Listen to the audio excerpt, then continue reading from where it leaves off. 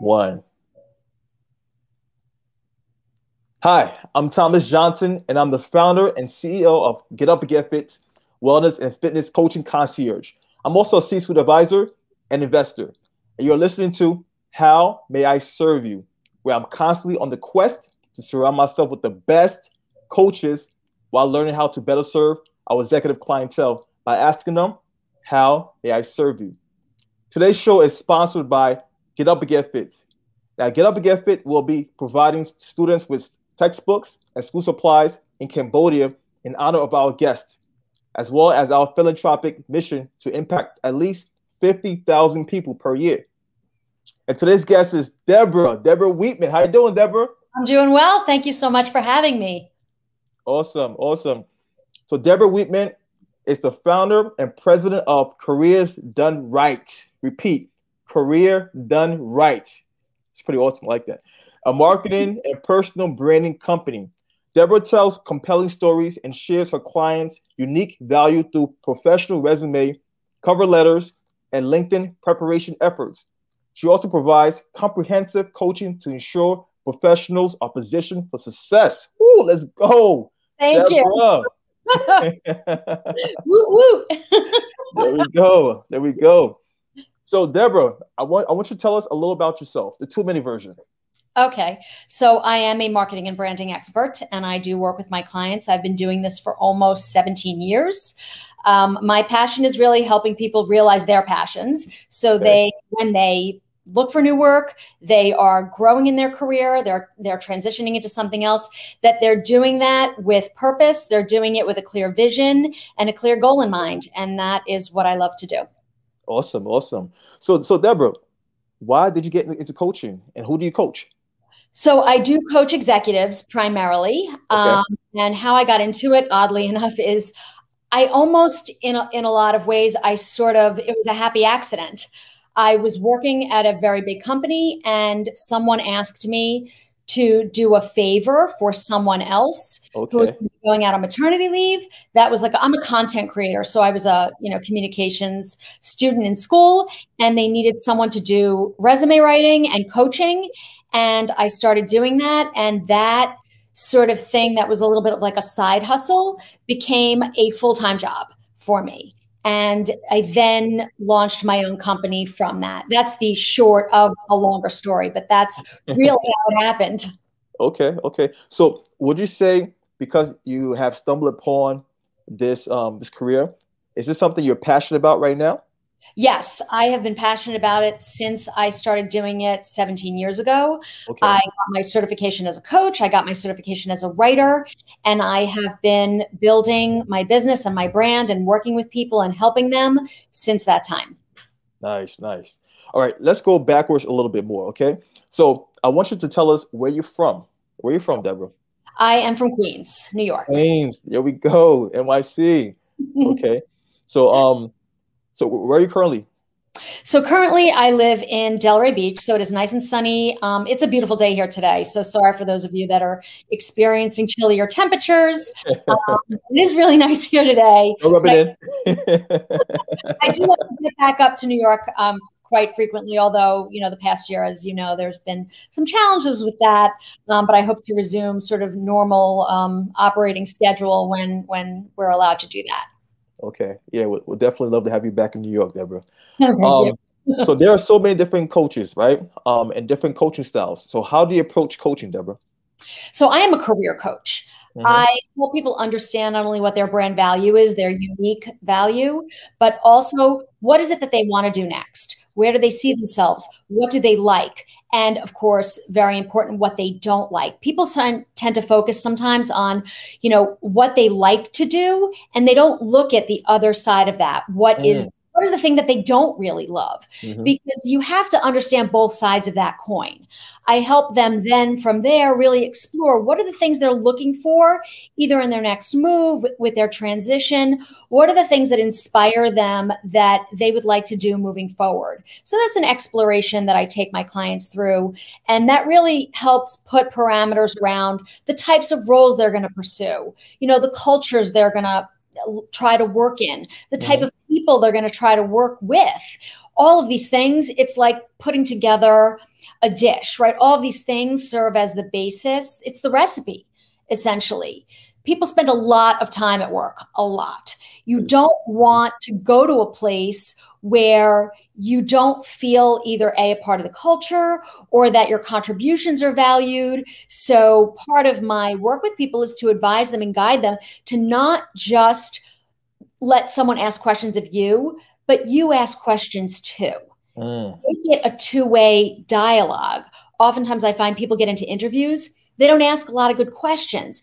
They don't take a look at the things that really are going to help inform their decision. And sometimes people tend to rush through that process. I want to take that away, sort of, because people make mistakes, right? And look, we all make mistakes. It's not like you learn from your mistakes, right? Sure. You can't learn anything if you don't make a mistake. But as you move throughout your career and as you progress and move into these executive level roles, in any position, you want to do the right thing for yourself. Of course, you want to do the right thing for the company. It has to be a good fit from a number of different angles, not just like this is the job, it's paying X dollars or whatever. Mm-hmm. Yeah, so it seems like you have a holistic approach to coaching. I do. It's about the person. It's not just about you professionally. Of course, that's a big piece of it, but there's also a personal component to it, right? There's still an emotional attachment with these things. When people get a job, they're elated, they're excited, they're happy to join. When they lose a job, they feel sometimes dejected. They feel like, oh my gosh, am I ever going to get another job, right? It's almost like an assault on their personal feelings about themselves. So these things are very intertwined. They're not separate. What affects you personally also affects you professionally and vice versa. Yeah, they're connected. So as a coach, you're able to assess all aspects, right? Both the personal, the professional, the emotional, and etc. Everything, because it all comes together. It's like one big, circle. These things are not distinct. They are connected, and you have to look at everything, because once you make a decision to go somewhere, again, it's not that you can make mistakes. We all make mistakes. It's fine. But you want to do whatever you can to ensure that the decisions you're making are smart. They're smart for you, so that you go to the right place, you ask the right questions, you do the right thing for yourself. And of course, also many, people have families. So you want to do the right thing for yourself, for your family, and what's going to inspire you, what's going to make you happy, what's going to motivate you. And those things, those ingredients will allow you to move ahead, not only with purpose, but allow you to perform really, really well. Exactly. No, I agree with you 100%. And let's focus on what you mentioned about asking the right questions, because recently you posted on your LinkedIn how you dislike being asked questions that make no sense. And I found that post to be, it was so hilarious. It was so hilarious. I had to respond. So let's focus on that for 2 seconds. What situation have you been in where you were asked the wrong questions? There are so many situations where people just don't ask the right questions. Like, for example, this, how many manhole covers are in New York? I think your company's experiencing right now. You guys got a manhole cover problem in your company? It just doesn't make sense. Look for things that are going to give you a window into how this person is going to perform. Exactly. Ask somebody about manhole covers, or how many, what record would you take if you were stranded on a deserted island? Doesn't tell you about those things, right? These are not real questions, okay? You want to get a sense of, how is this person going to perform? I look at things also in terms of I call it my plane analogy. If I have to be plane with someone, and there are, 2 people are candidates, right? I have person A and person B. Person A is the more qualified person, but I have to be on a plane with that person for 8 hours. And oh my gosh, we don't have a connection. There's nothing there that I feel inspired by, or that I think will be a good fit for the company, right? So that's person A. Versus person B, who maybe is not as qualified. Maybe I need to do a little bit of training, but culturally, they make a better fit. They're more engaging. They just are the type of person from our interactions that will be a better fit internally, I want person B then. Because why am I going to want to spend 8 hours on a plane with person A when, there's not enough Tylenol that's going to help me? That I'm like, you know what? This is going to be a little bit more work for me, but the long-term benefit of this person, both for my department, as a hiring manager, for my company, is so much better and will be more enriching for everybody. This person should be the natural fit for that role. Yes, indeed. And I love that. And I love that analogy right there. I've never heard of the analogy. That's something unique right there. Being on the plane with a person and using that as a filter and assessment. Wow, that's powerful, because once you're on the plane, there's no wiggle room. You're stuck in between. Wow, I love that. I love that. And that's it. So there's nowhere to go. Yeah. Wow. Thanks for sharing that. So on that note, I would like to share a 2 to 3 minute success story that you've experienced with one of your clients. Okay. And I do have one that's actually recent, which I love. And I'm super excited for this person. Okay. I have a client. She just got a job. So I'll start with the end, really. Okay. And she had been struggling to find a new opportunity. She had gone on some interviews, and she really was at a point where she was feeling like she was never going to get another job.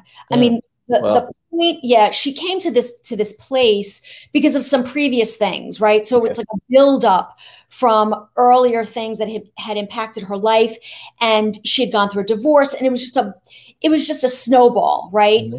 Effect. So she was really not feeling very good about herself, and I think that was probably coming across in her interviews. She and really at the end of the day, those feelings were impacting her personally. It was impacting her professionally. Mm-hmm. And what she said to me, and this really made me feel so good, she said, I came along at a time where she was really feeling like this was it. And she's young. She's a young woman. Okay. She was never going to get another job. And she said it was almost like the perfect timing, because not only did I help her identify the things that she should pursue, but I also inspired her and gave her motivation and really uplifted her. She's an amazing human. She really is. She's a wonderful professional. She's very bright. Okay. She's got a boundless amount of energy. And it was just helping her see that you have all of this inside of you. Just bring it out, let it come through on your interviews. And you don't have to confine yourself just to these things. You don't have to stay in this particular lane. Why don't you open up your thinking? And it doesn't have to be so myopic. Look for these consulting things while you look for this other thing. Well, fast forward, she got an incredible job. She basically doubled her salary. Wow. She already started. Yeah, it was an incredible thing. And she called me and said to me that really, look, I can't get anyone a job, right? I can't do that. I can bring you to the point with the tools that I provide with the coaching to help you understand what your value is and bring that to your party. Okay. I can do those things. You have to hit the ball out of the park. I can't for anyone. And she did that for herself. And that is what resulted. So I am extremely proud and happy for her. And for her, her son, she's got a little boy. And so this was like a new beginning for her. That's amazing, Debra. Sometimes a little support could go a long, long way, right? And you basically provided that support, and hence where we're at right now. Your client is at an amazing place in her life. She has an amazing job. Thanks to your support, Debra. Thank you. She does. And it's interesting because I think for a lot of people, and I've known this for quite some time, help comes from the most unlikeliest of places. You think the people you know for 1,000 years are going to be the people that come running with the flags. Oftentimes it isn't those people, oddly enough, but virtual strangers are the people that sometimes provide the most enduring level of support. Yeah, I absolutely agree with you. Even from my personal life, I agree with you 100%. I've been in situations where I thought my family had my back, and the people that really had my support in my bag were complete strangers. So I can relate. And it does happen a lot. Unfortunately, it does. No, it is quite unfortunate, actually, but that's what happens. That's why I say networking is so important, because you never know where that help is going to come from. Yeah, and that's how we met, via networking, right? That is how we met, which is awesome. So, are you currently working on any new projects? And if you are, do you mind sharing with us? Sure, I am working on it. I'm actually working on a book. So that, yes, that's my, that's a big project, obviously. I hope to have that published in the next 7 or 8 months. The biggest, I'm self-publishing. So, you know, Nice. the biggest, or one of the biggest challenges I've had with it so far is really the title, oddly enough. It's not the content. It's figuring out what to call it. And I get my, and you'll appreciate this, I get my inspiration for the title while I'm exercising. Oh, yes. I'm already loving it. Yeah. So I'm exercising and I'm like, oh my God, of course I'm like barely breathing. And I'm like, I got to write this down. So I immediately grab my cell phone and I open up like the app with the, you know, where you can keep track of things. And I start typing up things that I think might, you know, provide a window into what the title will be. So I have a very long list of words and phrases for the book that maybe will mean something at some point once I get to that part. Got it. That's awesome, though. You know, sometimes we get these bursts of inspirations out of nowhere, right? Sometimes, for me personally, it's a shower. Me too. Yeah. The shower, for some reason, it's like it's my ecosystem of ideas. Ideas just coming out of nowhere, left, right. So, oh yeah. So speaking of exercising, have you found any correlations with staying healthy and being fit to being able to become a better coach or be a better coach, I will say?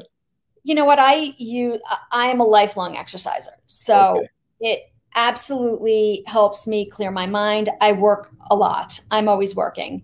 I'm not ashamed or embarrassed by that. I just happen to work a lot. I like working. And so I do all the time.